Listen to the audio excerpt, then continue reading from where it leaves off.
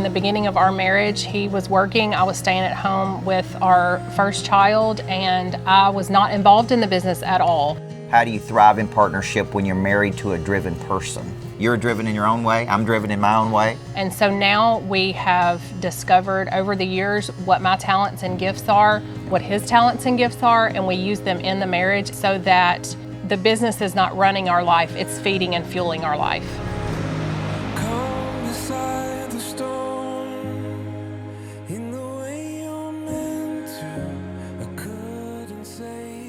This is fun. It's probably one of the most impactful things that we do. Yes. The feedback we get from these is phenomenal. It's conversations that you don't have time for at home that can take your relationship, your marriage, and your business to the next level, but you've got to slow down enough to have the conversation. And we create that space here. You stay in these big multi-million-dollar houses.